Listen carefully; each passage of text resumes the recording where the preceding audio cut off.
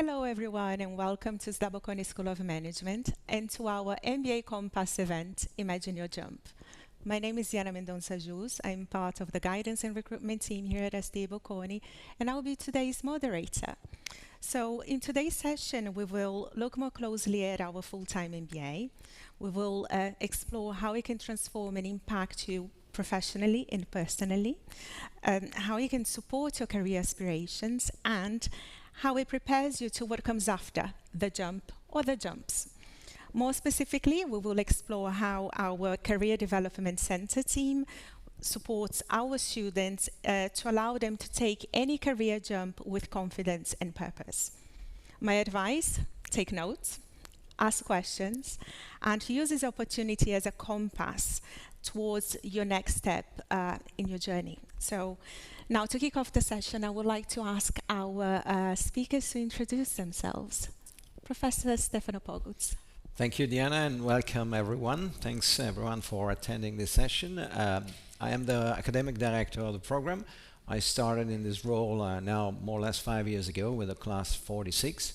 So it's quite a lot of time, and I'm still passionate and with a lot of energy because I think it's an amazing adventure. I'm a professor of corporate responsibility and sustainability here at SDA Bocconi, and that has been for a long time my research area. I've been also professor of management and innovation. I entered Bocconi '87. I wanted to be an architect in my life. I'm still here because I found an amazing place where I can really cultivate my passion and do what I like, which is also taking care of my students today. Thank you, Professor Poguts. Victoria, would you like to introduce yourself? Sure, thank you so much, Diana. Thank you everyone for being here today. My name is Victoria. I'm one of the career development advisors here in SDA Bocconi. I look after consulting and sustainability sectors. I've been here for almost 3 years now. It's been an amazing journey. My background is in HR and recruitment leadership development. I then certified as a coach, worked independently for different companies in capacity of an HR consultant, and then came here to SDA, and I'm extremely passionate about helping students to find their dream career and do the jobs that they really love. Thank you, Victoria. Francesco. Hi everybody, I'm Francesco. I am an alumnus from the MBA 49, proudly. My academic background is in chemical engineering, so I have a technical background as many of the people who is connected with us today. I switched from across different industries, from oil and gas to logistics, and then thanks to the MBA here at SDA Bocconi, I also started my entrepreneurial activity with two, let's say, schoolmates of mine. So we launched our startup, and that's it. I mean, so far it's going good, and I'm really happy to be here today, representing my class and the whole MBA program. Thank you, Francesco, and welcome back. Renato. Thank you, Dania, and thank you, Francesco. Welcome back. Actually, I was your career advisor, so very nice to have you here and to see that you're growing in your project. I'm actually, as Victoria, part of the Career Development Center team, and I'm the career advisor who is in charge of industry, fast-mover consumer goods, and healthcare sectors. So basically, I like to say everything which is product except fashion and luxury, which is assigned to another career advisor. And I joined Bocconi 3 years ago.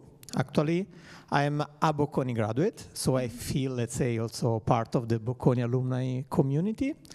And before joining SDA Bocconi, I was working in HR, specifically talent acquisition, employer branding, and D&I.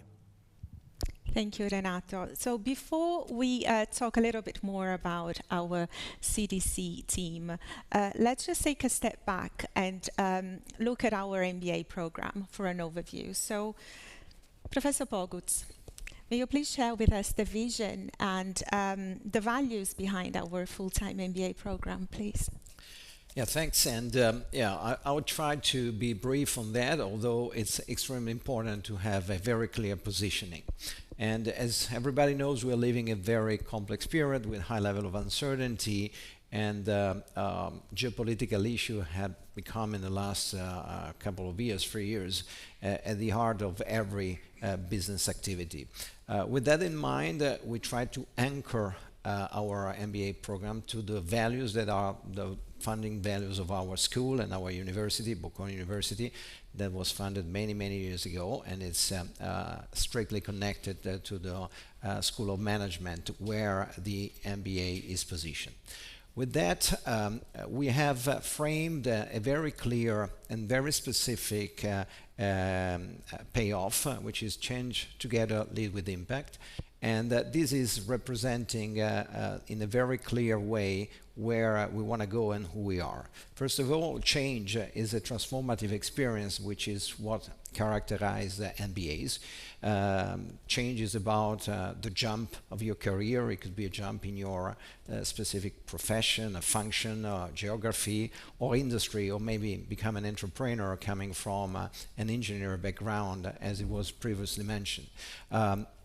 How we do that together, and I think that this is the key element of our school and specifically of our MBA. The size of our class is relatively small, around 130 students this year, and this allowed us to have a very, very specific approach to the transformation. We work together with the faculty, with the staff, but also among students. The high variety of nationality, this year we have around 40 different nationality, allowed us to really experiment, like in a laboratory, diversity and inclusion, which are still the key element of our program. In addition, lead with impact means that leadership, and we build leadership, is a key element of an MBA transformation. But impact still is one of the elements that, again, characterize a little bit my career, but also the positioning of our program.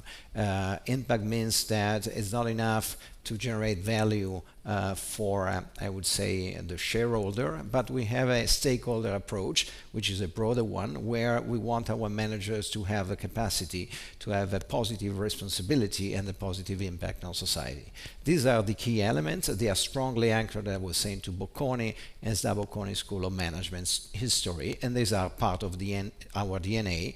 And I, in this period of time, still position strongly our program with regard to these aspects. Thank you, Professor Pogutz. Now, Francesco, which aspects of the program resonate with you? Well, during the program, I had the opportunity to transform, as Stefano was saying, completely myself, both as a professional and I would say also as a person. And this is mainly due to the fact that it's pretty difficult to me today to choose a single aspect that resonated with me. I would say let's start from the very beginning, from the Changing Scenario Week. That is a week entirely, let's say, focused on how scenarios, again, from a geopolitical perspective, are changing. And this is very, very important for any kind of future manager.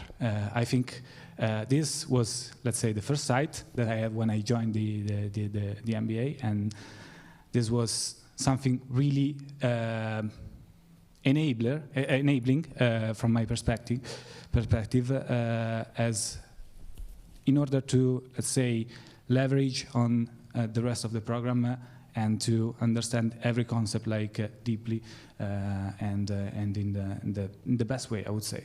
So this as the first aspect. Then, I mean, I would say also the people in the class are very, very, I would say, selected in a good sense, in a sense that you will find yourself surrounded by talents, and this is something that really impacted me also as a person and not only as a professional.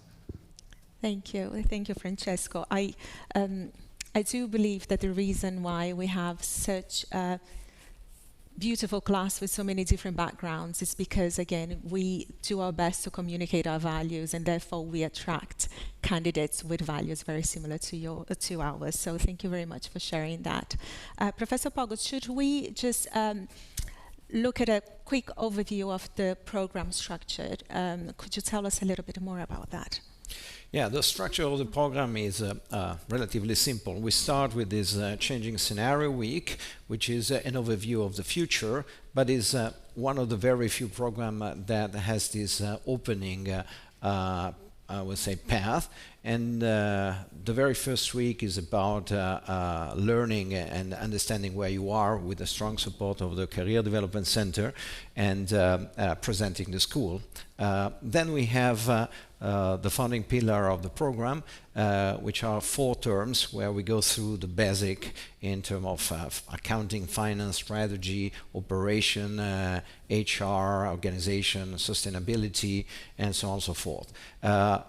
Once we reach April, what I think is very interesting, we start the concentration, where we have 5 concentration in front of us that are related to finance and private investment. The second one is related to the area of entrepreneurship and innovation. Then we go into the area more broadly of marketing, strategy, and growth. The fourth one is related to luxury business management, and finally digital transformation and AI. These concentrations are grounded in 4 courses and allowed us to deep dive into some specific topic. They are complemented by a portfolio of elective where students can integrate and define in a more clear way their path toward the future and toward the profession. Once you have done this part of the program, we enter in the second phase, let's say, which is a very modular one. We call the summer term, the term where students basically stop to have in-class activity, and there are options. One is entrepreneurial venture project, where if you have a startup idea, you can work on defining the perimeter of your startup, and on that you might access to a pre-acceleration program in order to back up and strengthen your idea. You can go on with a business project that can be a consulting project with specific companies, but mainly large part of the class in this period goes into internship, which is one of the value add that we provide. Once you finish with the summer, you have the fall, and the fall is or a continuation of the internship, or you can switch to another activity, or you can go and exchange, where there is a broad variety of top first-class school, Ivy League, and other type of international business school, where our student can go and experience a little bit of the flavor of a different playground, let's say. Or they can go on with the activity on campus, come back with some courses, and the activity can be complemented with another consulting project. If you are an entrepreneur, our idea is that you go on with your entrepreneurship idea or startup, and in that part of the year, through mentoring, we can help you defining even better your novel idea and starting to think about the future of your startup. So this is basically the structure. We have some additional element. We have some study tour that were been introduced a few years ago. The study tour are days that we spend together. In April, May, we go usually to the Netherlands or to London. With regard to finance, we try to approach the financial largest community we have in Europe, or in Amsterdam and Rotterdam, it is about marketing, innovation, entrepreneurship. For luxury, the study tour is in Italy because we are one of the country of luxury, and students are exposed to company visit and to networking. We have a final study tour in the fall period between end of September and beginning of October in Dubai. Why Middle East? This is a very vital and vibrant area today, and we offer contact with many different companies in different sectors and option for job hunting to our students. Thank you very much. And I can assure you the network in Amsterdam was delightful. I kind of crashed the network session, so thank you for that. Francesco, so what aspects of the MBA impacted you the most and ultimately impacted your professional life? I would say if perhaps we can touch a little bit on the networking aspect, that would be fantastic. Yeah, definitely. I mean, that was exactly what I had in mind. I mean, among the many different, I would say, positive aspects during my MBA, definitely networking was the best one because it's exactly during this experience and during classes where I started to build our startup because like it's during the classes and during the courses that I met first of all two of the three my co-founders and so again network, a strong network, people with a lot of talent and skills are definitely active part of the program, and then thanks again to the classes, we kind of refined the idea, and it definitely helped us to build it. But I wouldn't say it's just like something related to I've been lucky, I found my two co-founders, but I also had the possibility to, and I still have the possibility to leverage on SDA Bocconi network in a broader sense, in a sense that, as Professor Pogus was saying before, Bocconi is in touch with many different companies, and I mean, they are more than happy to meet MBA, in particular alumni, and it helps you, I mean, at least me as an entrepreneur, but from the CDC and from my from my former classmates, I know also from for job seeking, it's something that is actually crucial, especially for let me say high-level, high-skilled figure, professional figure.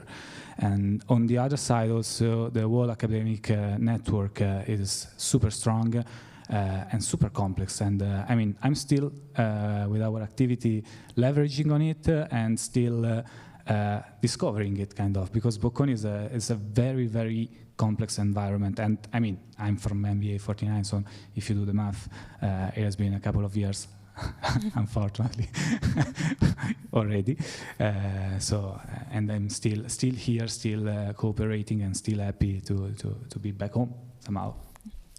Thank you. I do feel that again our network reflects our values, as I mentioned earlier on, but then in a way it also creates this opportunity of serendipity and you know, exactly, meeting future colleagues casually, and from there opportunities can grow.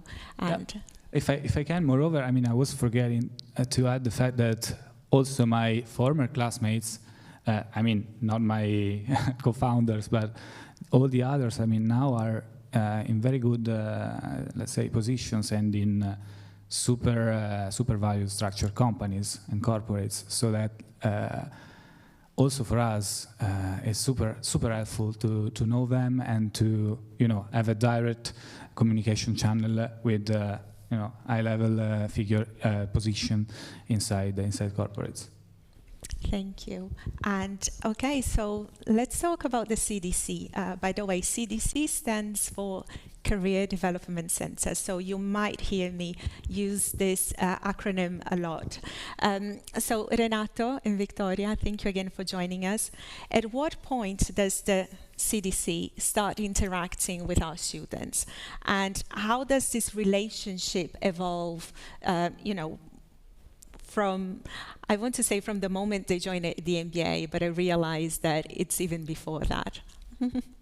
I would say ever, in the sense that the program, as Stefano mentioned, is very intense, and in a way it goes fast. And for that reason, we do start with Career Development Center activities before the program starts, actually, in June. And that's that part is all related on preparing candidates in getting ready to deal with all the activities that then will come from September onwards. And specifically, so in June, we do work on your CV. So we want that when you come, you know your background and you're able to present it properly. Then on skills and behavior assessment of your profile, that then during the course of the year we use for guiding you. And then also with some toolkits related to each specific sector, and I get that Francesco remembers them pretty well, whereas we give a brief introduction on the sectors and on what will be the key activities we will go through the course of the year. And then candidates arrive and we continue, right, Vittoria? Yes, so when you arrive here in the beginning of September, we'll kick off with a lot of training. So you do pretty much the whole entire week of career development activities where you get to learn who you are, to understand what trainings are you going to do throughout the year. You start understanding what's important to you, your values, and where your career can go. And of course, we start with creating your personal career development plan. 3 options of those, actually, just in case one of them doesn't work. But we do like you to have options because, as Stefano mentioned, MBA is a transformational program. It gives you so many opportunities. So you have to be prepared for those opportunities.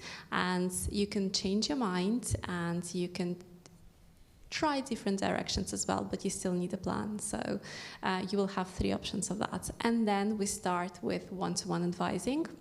So you will have a career advisor who is assigned to you for the whole duration of the MBA and who will be guiding you and helping you and supporting you with your career planning, with your career strategy, also identifying better opportunities for you and supporting you in your personal and professional development as well. And just to note, that advising probably never stops, even after your graduation. Then we kick off the training that you finished in the first part of the program, and we then start with the company presentations because as a part of Career Development Center, that's our job to give you opportunities, and we bring a lot of companies here on campus that you have an opportunity to meet them, to understand who they are, to get to know them, to do a lot of networking, and also show them who you are and how you can bring the value to them. That's how opportunities then come to fruition. And then you will have your internship during the summer, and after exchange, whether you would like to go or you want to come back here in fall, Career Development Team is here to always support you with the next steps. Thank you. That come to us, I would say, even after some years, for updating us or for providing us with opportunities. Right, Francesco, they might come for our current candidates. So it's a never-ending journey, really. Thank you. Thank you very much for this overview. I would like to take this second part of the session as an opportunity to answer as many questions as possible from the audience. Obviously, we do have some of our most frequently asked questions as well. I would like to start with a question we received. I'll need to take a step back, I'm sorry, regarding concentrations. So Diego asked, are the concentrations mandatory? And after that, we'll go back into the careers. Yes, the concentrations are mandatory. They are in parallel. So once you take one, you cannot do the other because they are overlapping. This happens in almost every school I know. And they are 5, so there is quite large options. They're based on 4 exams. LBM has 5 exams, so 5 courses, and I'm sorry, courses, not exam. And it is important to have a concentration in order to focalize. Although I want to be very clear, the journey of our MBA, like many other European MBA, is relatively short in terms of time because we start in September and we finish in December, so it's about 15 months. After 9 months, you can already go on the market with your internship and maybe with your full-time job.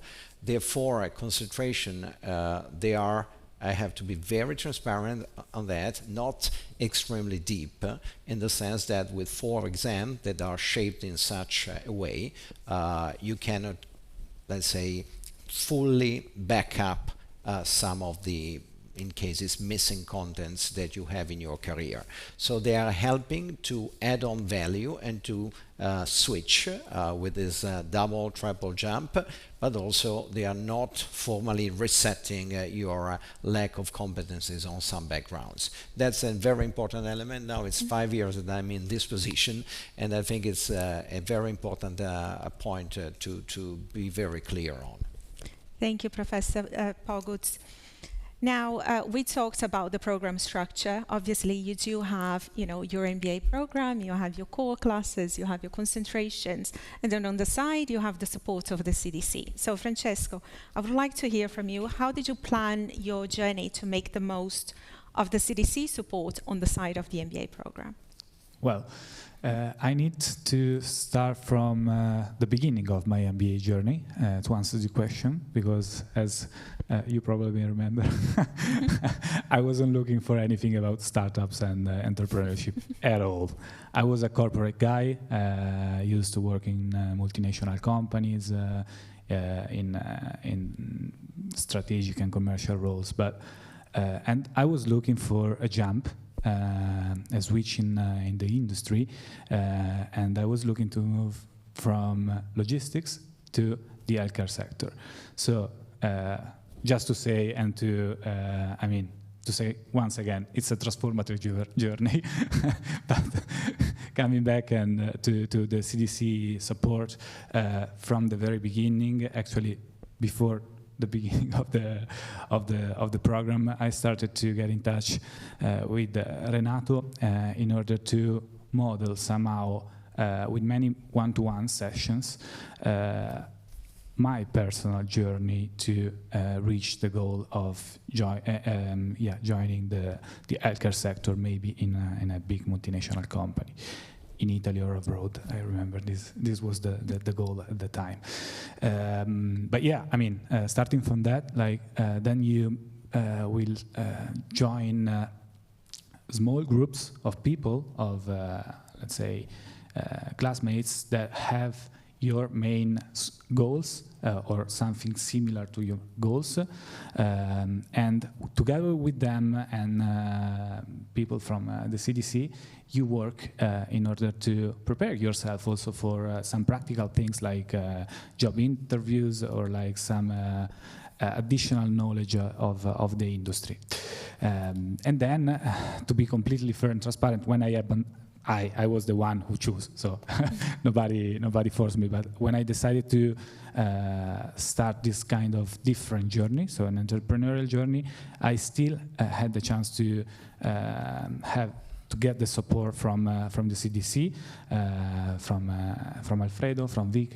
We did a couple of one-to-one in order to make some assessment and maybe to find out if there were some opportunities for both discovery and both partnership with some company. It is like Renato said before. It's a never-ending journey. Unfortunately, or luckily for them, I don't know, because we are always working a lot. But yeah, that's true. That's completely true. Thank you. So Francesco just touched on something that you mentioned earlier on, which is you can change your mind, which is fantastic. But I'm curious to know from a CDC point of view. So I'd like to ask our advisors, at what point, what are the time frames that students should keep in mind? And obviously, I assume that some industries may start recruitment slightly earlier than others. So what should they keep in mind in terms of time frames and trends when they, when they join the MBA and when they look ahead and what their goals are? Sure. So I'll start because my sectors go first. So usually in the recruitment timeline, to give you a little bit an outline of the year, finance starts the first. So finance and consulting starts the first, but finance even earlier. So finance and consulting are the two most difficult and complex industries that you can get into. And we start preparation from July. So the first, let's say, wake-up calls start in July, even before you join your MBA. Especially if you'd like to enter these industries, and especially if you want to go into consulting, the preparation is so rigorous and it's so time-consuming that the earlier you start your preparation, the better it is. And therefore, we start so early. The consulting, then the finance starts recruitment process in the end of August, beginning of September. So the applications open for various PE, VC, private equity and venture capital firms, and also some banks.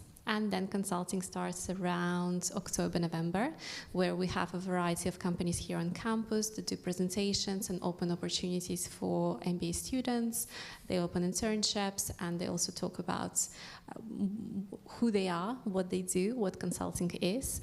And you have a huge opportunity for networking because you really do have the first point access to the biggest consulting companies there are, so MBBs or second-tier consulting companies. So it's a fantastic opportunity.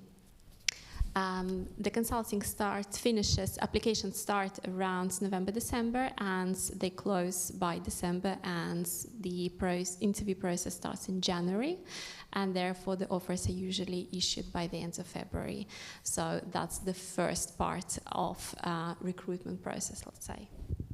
Yeah, while the second, that's related to the industry, including tech, fashion and luxury, healthcare, depends on the type of job opportunities, in the sense that there are some companies that recruit through MBA leadership programs, and that applies for healthcare, tech, and fast mover consumer good and industry. And I would say that in that case, the timeline is pretty aligned to the one of consulting and finance. It's not that early, let's say, but it's still the common campus in the last quarter of the year, so October, November, December, and they start the recruiting in that period.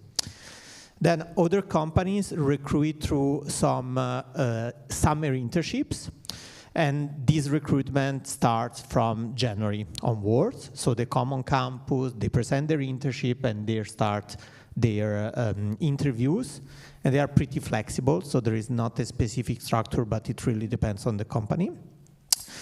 And that's similar to specific candidate-built internships. There are some companies who do not have a leadership development program itself, or who do not have a specific summer internship that is already structured in their recruiting efforts, but they create an opportunity if they find candidates that are interesting and if there are some business needs. And I would say that's similar to the summer internship block, in the sense that this starts from January to March. And last but not least, there is the full-time opportunities. What does that mean? That on top of the opportunities that come after the program, there are some companies who do not offer summer internship or MBA leadership programs, but who do recruit candidates from the summer internship period, so from June onwards, already with full-time job offers. So it applies that there are some candidates who do not go for a summer internship, but they simply get to the job market with a full-time offer starting from July, and we see them just for graduation, unfortunately, let's say. They are happy with their job that they got in June, July, and they are gone with the job market. And in that case, the recruiting period is March to June. So with respect to industry, there is a lot of flexibility, and this is really based upon the opportunity, the candidate, and then, of course, the willingness of each one to take a certain path. Thank you. Since we're touching on internships and jobs and time frames, I have a question from Zaim. For non-EU candidates targeting internships or roles in Italy or the wider EU without Italian proficiency, what support does Bocconi provide to navigate both the language barriers and the visa processes required for internships in other EU countries? So let's try and break this down. In terms of non-EU candidates interested in roles or internships in Italy, what type of support do we provide them with? Okay, super. So first of all, and this is a strong recommendation that I do make, and I think everyone is here does. You are in Italy, we do offer Italian language courses. Is take this opportunity, not only for the internship, not only for the full-time job, but also and foremost for the fact that you can really live an important aspect of this culture in this way, and additional because we do offer this kind of courses within your program. So that's something that we do. And when it comes to Italy specifically, with respect to the visa for the internship, that is already included in the internship visa for the program. So you are here as a candidate, you're here as a student for the Italian state, so you get already the opportunity as a curricular activity to do your internship in Italy. Then when it comes to Europe, of course, it depends on the country specifically. There are some countries where language is not strictly required. I will think, for example, about Germany or Switzerland. There are some other countries where language and your fluency in the language is required in large part of the cases. I will think, for example, about France or Spain, and that in that case, it depends on your language knowledge. And with respect to the visa for these countries, what happens is that usually companies would offer these MBA internship opportunities. They provide the support required for the visa.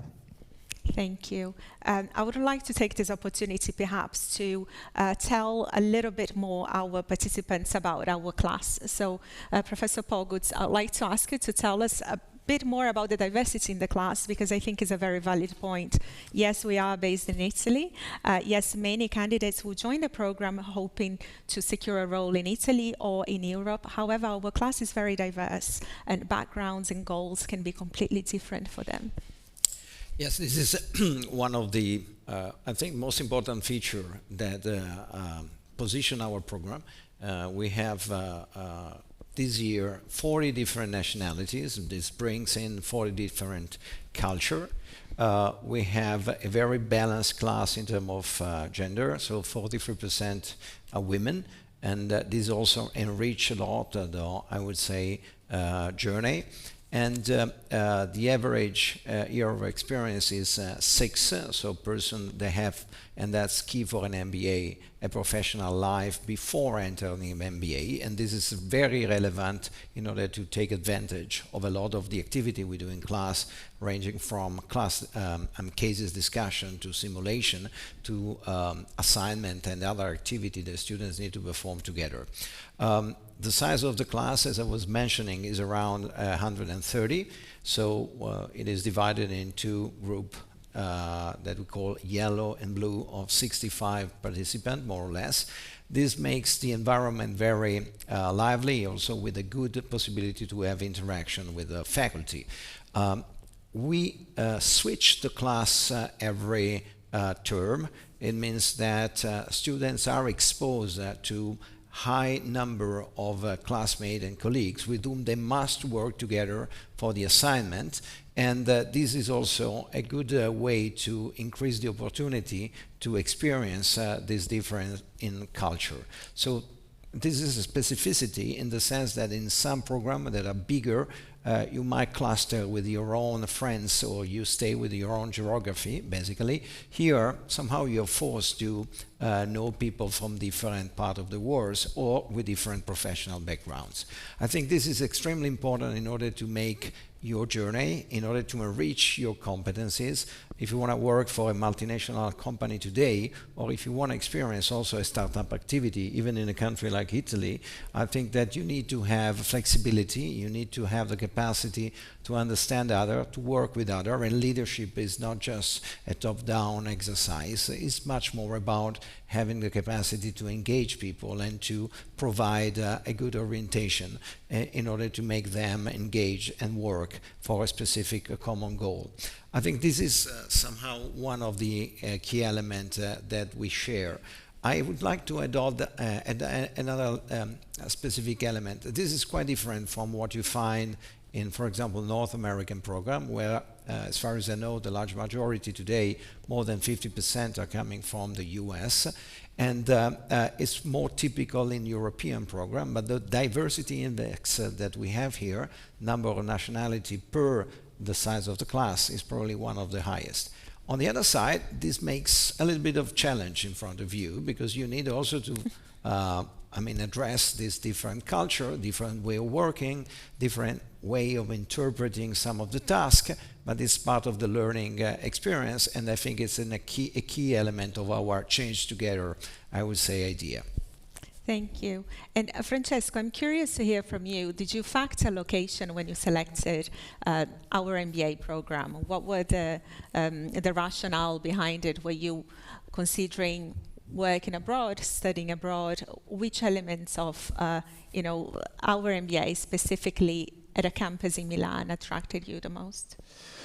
Well, I would start here from why I decided to join an MBA. So I was, even if, as I said, I have a technical background, I was exposed to commercial and strategies related activities. So I questioned myself, like, should I somehow learn better this topic, because I'm not a technician. I mean, I'm not doing actually something technical. And then I decided to pursue an MBA. And so I decided to study. Eventually, I managed to have a pretty good GMAT score. And so I had the opportunity to get in touch with, let me say, the top 10 business school worldwide. I mean, I get in touch with 4 to 5 of them. I will not say which ones, but okay. But in the end, I attended different events like this one and other by other schools. And something that the dean of the school, Professor Caselli, said at one of these events, I think that was like the changing thing that made me go for Bocconi.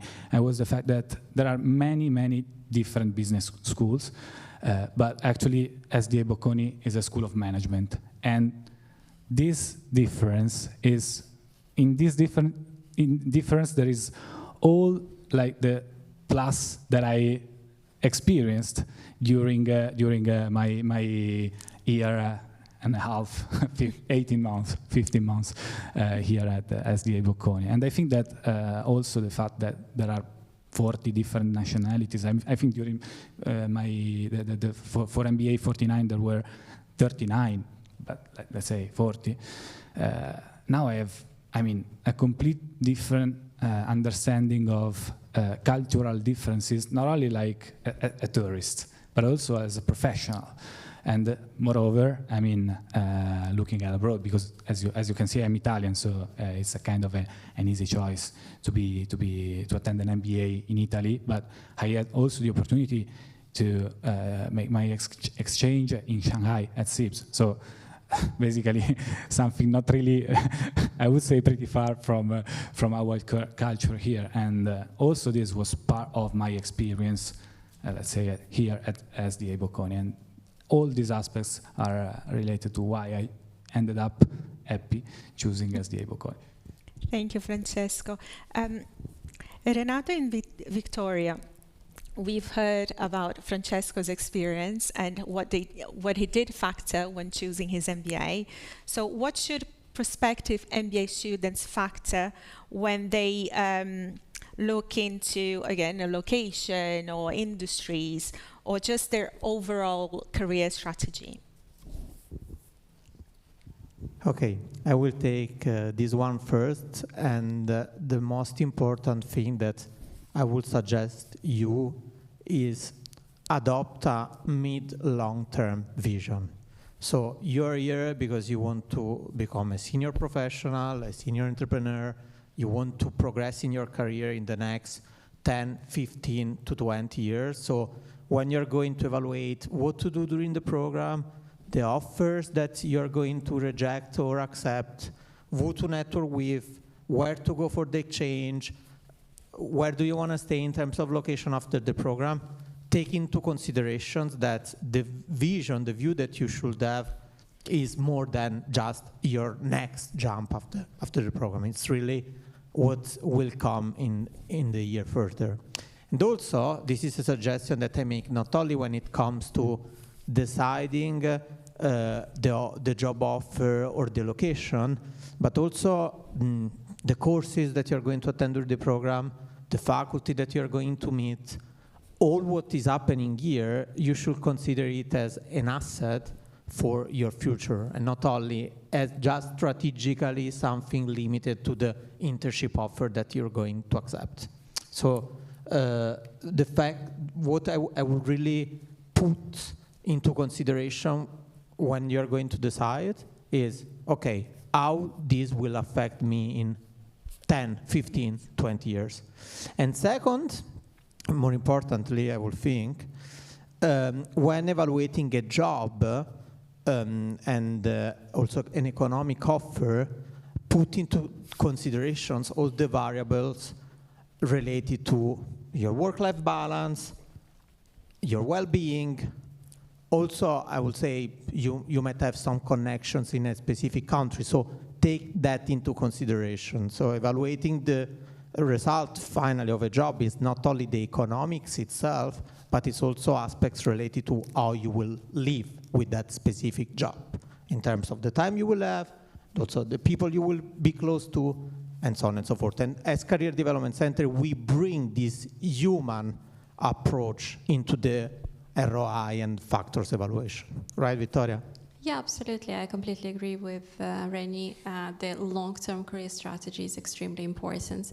But as he also mentioned, ROI is going to be very different for everyone. So for someone, it's going to be a higher salary. For someone, it's going to be a better work-life balance. For someone, it's going to be changing the country, staying in Europe. So you really need to understand what is that one thing, or not one thing, but what is important really to you. And here, as a part of our, let's say, education and a part of careers and career development center, we bring a big, we highlight it quite a lot that you need to be really aware what your values are, what motivates you, what internal motivation you have, what external motivation you have. And we have a variety of trainings here that help you to think about these questions, because in the end of the day, the program MBA is a transformational program, and the biggest guidance that it gives you and the biggest ROI of the MBA is how aligned you are going to be with where you're going to go, how true is your path going to be to you. Thank you. It must be so interesting to see that shift in mindset of our candidates coming in with just this idea, yes, I am doing an MBA to, reach my dream job straight after the MBA. And actually, no, that's unfortunately is not the case. As Renato mentioned, it's more like a journey rather than just thinking about the immediate destination, but also I imagine how it must be for them realizing that it isn't just about us trying to guarantee the final, package, the final role, but actually that we care so much to wanting for them to secure a role that they actually love. So yeah, thank you very much for that. Francesco, for you, what was the most unexpected benefit of an MBA? You already mentioned, again, the beautiful network worldwide that you built. Anything else? Well, once again, from a personal perspective, I can say that it is see myself completely transformed, both from as a person and as a professional, because again, I was looking for something completely different, but really, I mean, completely different. I was a completely different person. I was still a technician with a technical mindset. And I know that like 30% of our audience, or at least 30% of the candidates that are going to attend the MBA the next year, are engineers as like me. And I suggest you from now to start to consider an MBA only if you are ready to completely reinvent yourself and transform the way you approach the problems. Because it's not like about technicalities, it's not about our skills. It's also about that, because I mean, I learned a lot also on how to run a company from a financial and an economic perspective during my journey. But I think is that you also need to understand that you need to reason in a different way and to learn in a different way with respect to the one that you were used to, or you're used to now. So this was something that, I mean, it was told to me during this kind of events. I didn't completely understood at the time, but then during the journey I realized it's that's the main thing for me. Thank you. As we approach the end of the session, I'll try and rush through a little bit and ask, first off, Renato and Victoria, could you please share a few examples of transitions made by our students? So a few successful stories. I'll go first. Okay, so as I'm a consulting sector advisor, I will give you a few examples from here. We had a student with a military background entering in consulting, so who had no corporate experience at all, and he was able to switch to consulting. And another example that comes to mind is another of our students who was a project manager as his background. He made a switch to consulting as well, and he managed to make the switch also in Middle East.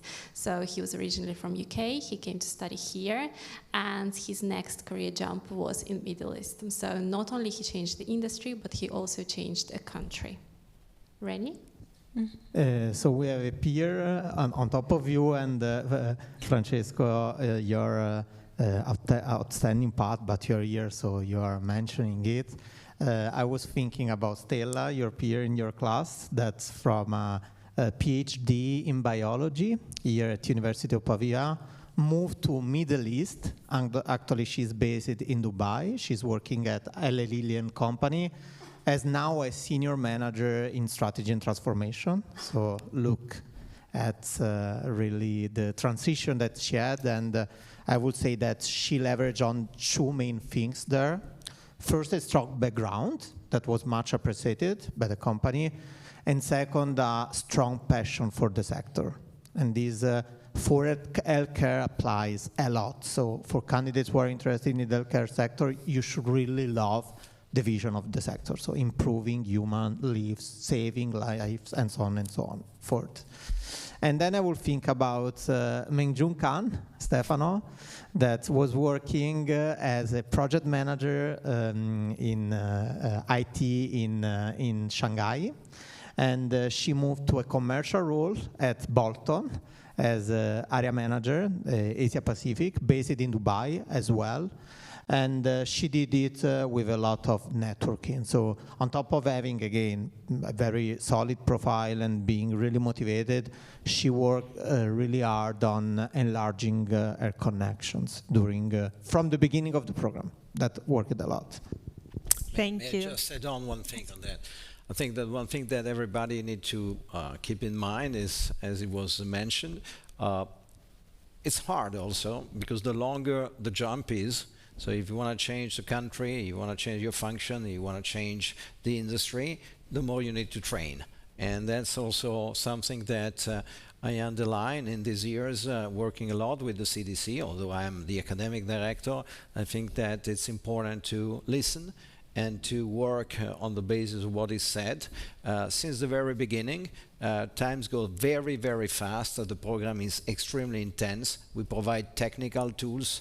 I mean, just to mention, we need to understand what is the financial profile of a company, how to elaborate a marketing plan, how to calculate the optimization of logistics, and so on and so forth. And this is the baseline. Then you need to have open window to the future to booster and strengthen your leadership, because it's going to be very relevant also in the capacity to network. And then you need to move from being maybe an explorator to more focused in an industry. So the longer it is the jump, the more you need to train. And we try to offer, I would say, the tools to do that, and the strategy that we co-build with you, but also a lot on yourself and how much intensity you want to put in your project.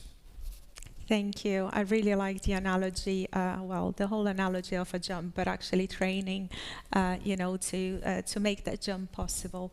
Obviously, we do have our CDC, a fantastic faculty, and you will have all the support you need. But then, obviously, you need to train a lot to reach it. So I would like to perhaps just go through quickly the admissions process, and so that we can wrap with any more questions that we receive from the public. Again, a reminder, if you're on campus and you have questions, just raise your hands and we'll bring you a microphone over. Okay, so the admissions process. So admissions process for the program starting in September 2026 is already open.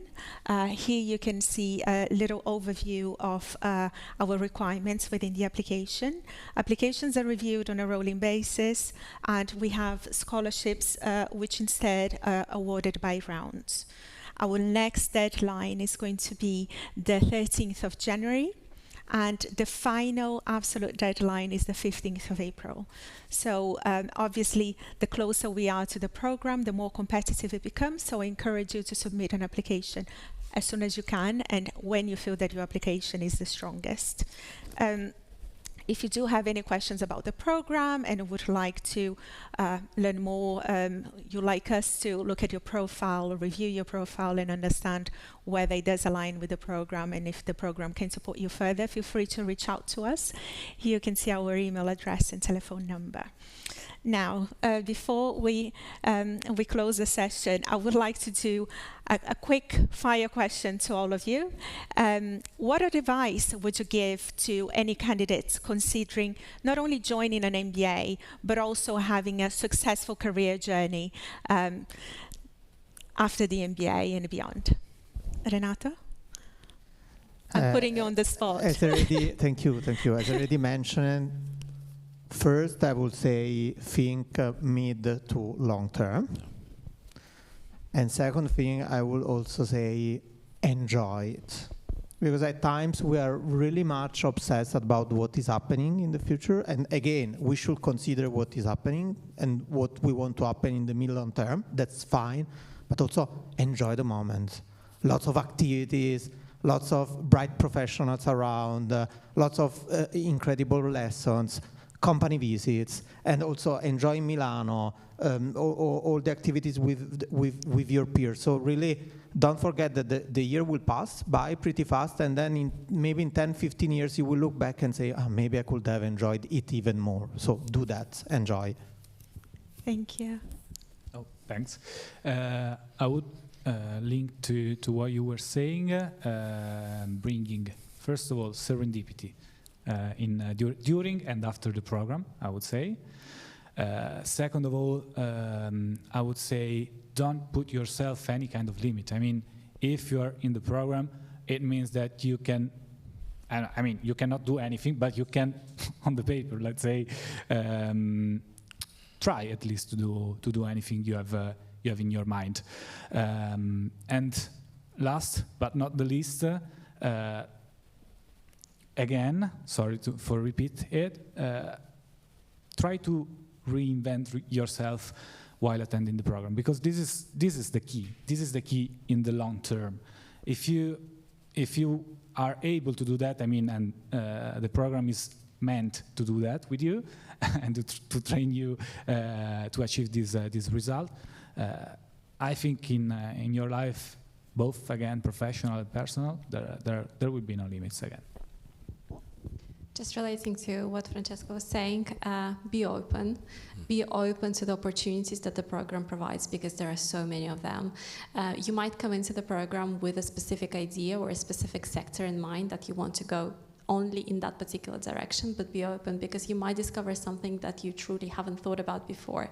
And it's going to be a better option for you maybe.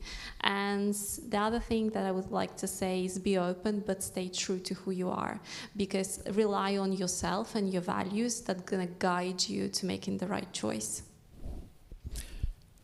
Yeah, I think that you probably said all the relevant things. So looking forward, acquire the technical part, don't be overwhelmed by the pressure, enjoy, be open. I would just add a specific word, which is be also coachable, because I think that it's relevant to accept that we are professional and we do the job since many years, everybody here, and the network of people is very strong. The positioning of the school is a relevant one because we do think professionally well, and therefore it's also very important to have this capacity to accept a suggestion, idea, and accept this transformation, because it's key in an MBA. If you're not ready for accepting that you're going to be transformed, probably you need to think better about your choice. It's a lot in terms of investment, it's relevant, we know that. And we also know that you need to be here passionate and you want to engage yourself. Otherwise, maybe think twice before taking such an important step in your life and in your career. Thank you. Thank you all so much for your insights. Thank you for coming on campus to see us. And for those of you who are connected online, thank you again for taking the time. If you do have any questions, again, please reach out. We would love to get to know you and learn a little bit more about your profile and share a little bit more about this wonderful program. We do have an open day coming up on the 31st of January. That's always a great opportunity if you're able to come on campus to meet some of our alumni and our faculty as well. And we just look forward to seeing you soon. Thank you all. Thank you.